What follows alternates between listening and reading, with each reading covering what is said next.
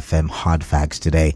He said the 60 PDP House of Representatives members will not keep quiet over the alleged anti-party activities of the party's national chairman.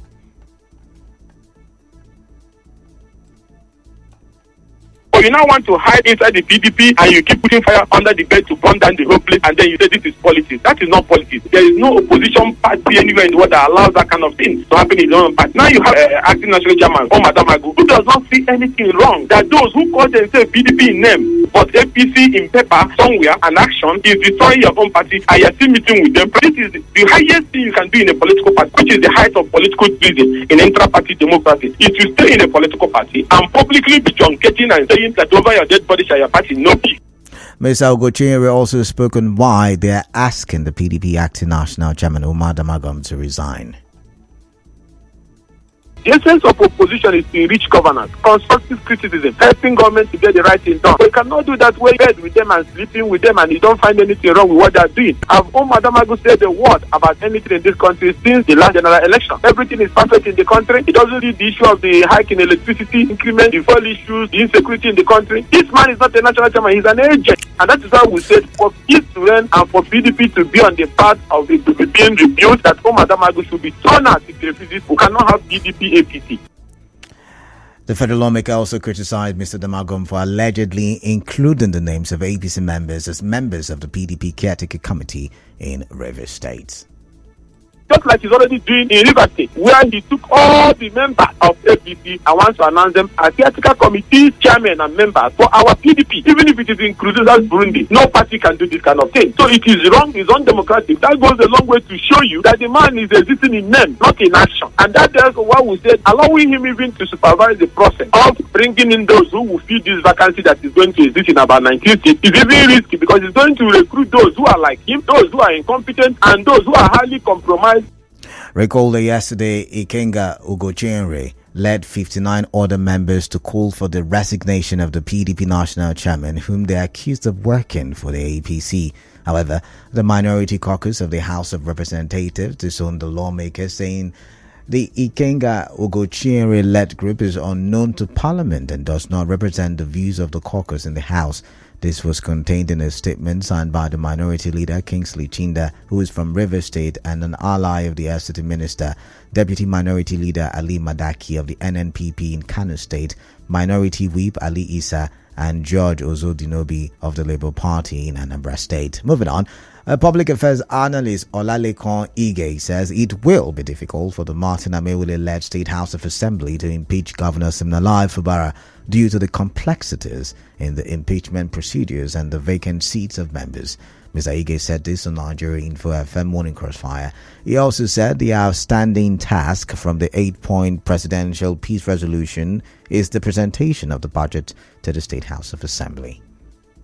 From the 8, I think 7 have been taken care of. I don't think the House of Assembly will be able to impeach the governor again. There's a deceased member of the Assembly. That seat has to be filled. There is somebody that has resigned as a member of the House of Assembly. Remember too that the House of Assembly suspended about 4 members of the House of Assembly for impeachment to take place. All members of the House of Assembly. They didn't say some. All must be at a sitting and agree as to how the man should be impeached or not. Remember too that the propriety of the House of Assembly is also in question. I hear some people are in court challenging the continued stay of these lawmakers in office that having defected to another party.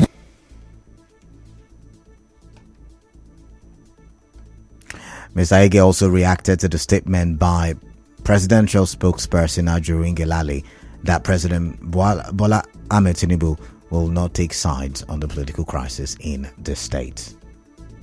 These are members of the PDP, and he can choose to just remain aloof and watch what is going on. Last time he offered intervention into the affairs in Rivers State, I'm sure you heard a lot of hues and cries as to why he did this. The president is a politician, and he says he's neutral. Could mean several things. It could mean, well, I've been able to achieve some kind of a balance between the two sides. 50% of what I said these people should do, they've done it already. What is his driving interest at this point in time is whether Rivers State will queue behind the support for 2027 if he chooses to run for the presidency once again.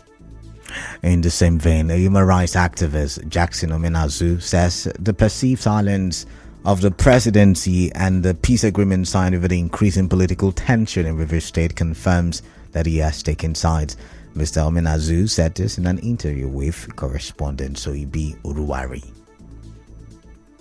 The threat coming from the House of Assembly about impeachment of the governor should have necessarily attracted the president's attention. We have watched of recent crossfire from both sides, and then the presidency is silent. Nana is working for his principal, and you don't expect otherwise from him. But the evidence on ground is showing something different. How could we justify the situation whereby a non-chief executive of a state runs around the state with outriders like a chief executive of a state? Elsewhere, the majority leader of the Edo State House of Assembly, Charity Agwobaru Gian, says Philip Shaibu was impeached as deputy governor of Edo State because he leaked state security and financial matters. The majority leader, who represents Ovia Northeast 1 constituency in the Edo State Assembly, said Mr. Shaibu's sack was in line with the laws of the country. Away from that, the Kano High Court will arraign the immediate past governor of Kano State, Abdullahi Ganduje, next Wednesday on charges of bribery, diversion and misappropriation of funds. The Kano State Attorney General and Commissioner of Justice Aruna Dederi, who confirmed the development, said Ganduje would be arraigned alongside his wife and 6 others. In other news, the Economic and Financial Crimes Commission (EFCC) says hotels, schools, and other establishments that accept payments in dollars from their customers are at risk of facing arrest. The chairman EFCC, Ola Olukoyede, said action will be taken against individuals involved in the dollarization of the economy. We'll go for a quick commercial, but still to come, family dispute claims slain vigilante member killed by gang members. Stay tuned.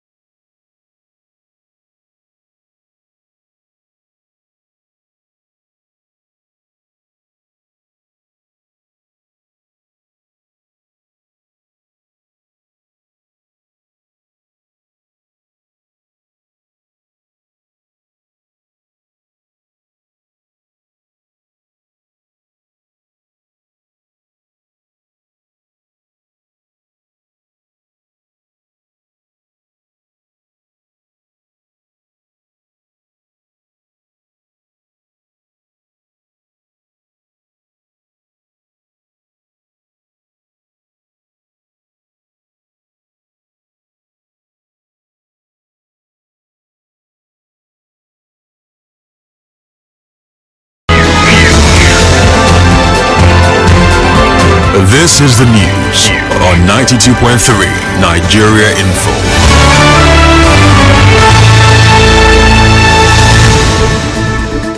Thank you for staying tuned. Welcome back now to the rest of the newscast. The family of Uche Orukwo, a 30-year-old member of the Job Vigilante, has refuted claims that he was killed by gang members. Moses Orukwo, Uche's father, in an interview with correspondent Emeka Otika, said that evidence suggests Uche was killed by his own colleagues during an operation at Obidanso Street, Mile 2 Job in Port Harcourt City local government area.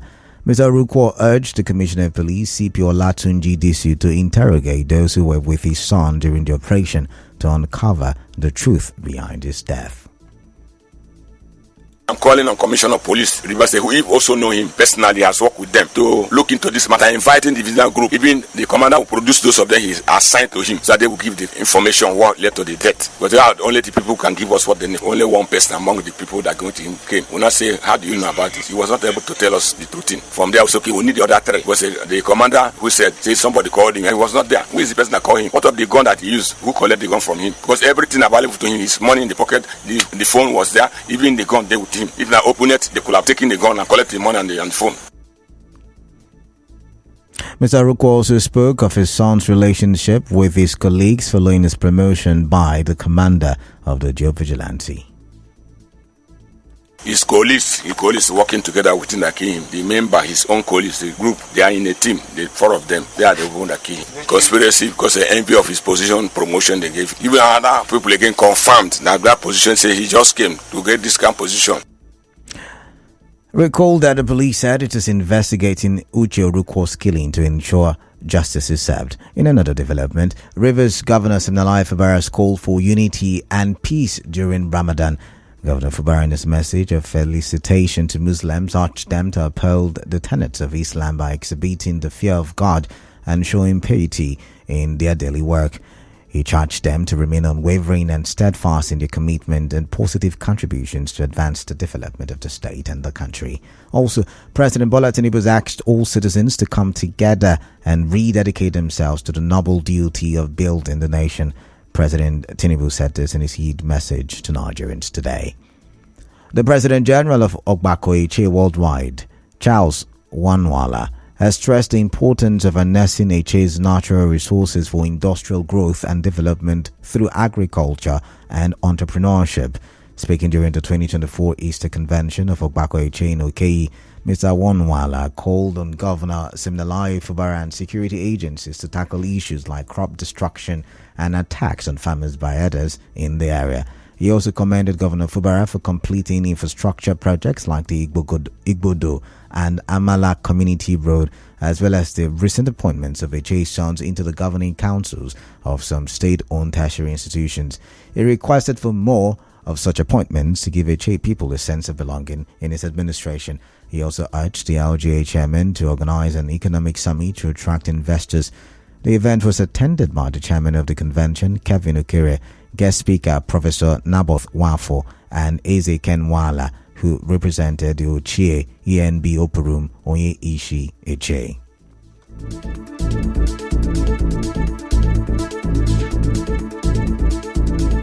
And now we bring you news from around the world.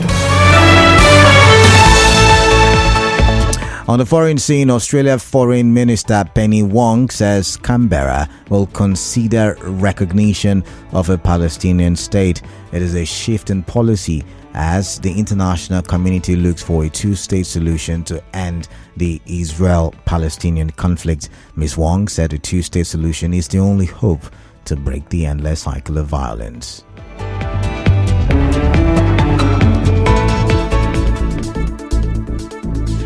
On the news this evening, you heard federal lawmaker Ikenga Ugochinyere has blamed the FCT minister and the PDP chairman for Rivers' political crisis. An analyst, Olalekan Ige, says an impeachment against Governor Fubara is unlikely. A state high court will arraign former Kano State Governor, wife and 6 others over alleged misappropriation and bribery. President Tinubu has urged Nigerians to contribute to nation building. On the foreign scene, Australia to consider recognizing Palestinian state. The news was edited by Martha Okerinkem. To reach the news team, send an SMS or WhatsApp to 0808 721 7215. I am Kala Dakorubatabo. Good evening. To stay tuned.